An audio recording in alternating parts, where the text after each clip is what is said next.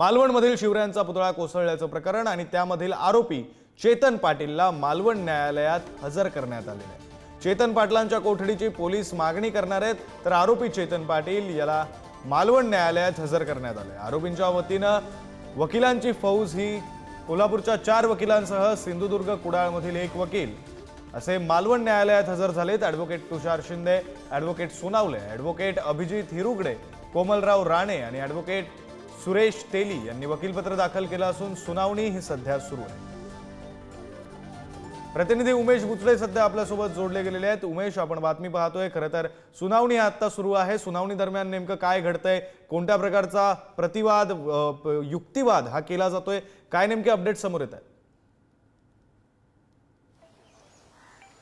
निश्चितच विक्रांत, आपण पाहतो की आताच आपल्याला 2:45 जे पुतळा कोसळल्याप्रकरणी जे आरोपी जे आहेत ते चेतन पाटील ह्या न्यायालयात हजर करण्यात आले आहेत। त्यांच्यासाठी हा पोलीस फौजफाटा होता आणि आता आतमध्ये युक्तिवाद सुरू आहे। आरोपी आणि सरकारी वकील हे युक्तिवाद मांडत आहेत। नेमका काय युक्तिवाद आहे ते आपल्याला अजून चित्र स्पष्ट झालं नाही, पण आता अजून एक 10 ते 15 मिनिटं झाली आहेत जे आहे चेतन पाटील यांना आतमध्ये नेलेलं आहे आणि सध्या युक्तिवाद हा सुरू आहे। काय नेमकं चेतन पाटीलचे जे 4 वकील आहेत, कोल्हापूरवरून आलेले 4 वकील, ते नेमकं काय युक्तिवाद मांडतात ते आपल्याला पाहावं लागणार आहे। तसंच सरकारी वकील जे आहेत हे भनगे, ते देखील काय युक्तिवाद मांडणार हे देखील आपल्याला पाहावं लागणार आहे। पण तू तसा मालवण न्यायालयाच्या बाहेर पोलीस फौजफाटा आहे। पोलिसांनी हे सर्व जे बॅरिकेडिंग करून घेतलेलं आहे, आतमध्ये कोणाला सोडत देखील नाहीयेत, अशी एक परिस्थिती इथली मालवणमधील आहे। सध्याची परिस्थिती आपण लाईव्ह दृश्य पाहतो कशा पद्धतीचं हे नियोजन आहे आणि जो बंदोबस्त इथे लावून जो पुतळा कोसळला त्याच्या संदर्भात चेतन पाटील आता काय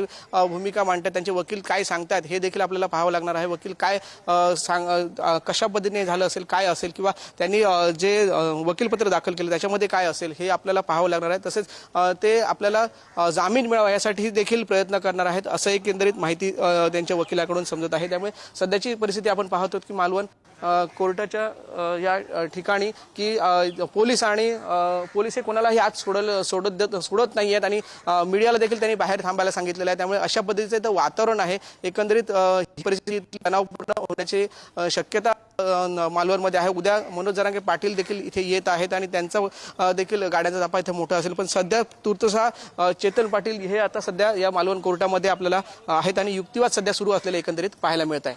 विक्रांत, निश्चित उमेश, धन्यवाद दिलेल्या सविस्तर माहितीसाठी। सुनावणी दरम्यान नेमकं काय होतं याकडे आपलं लक्ष असेलच।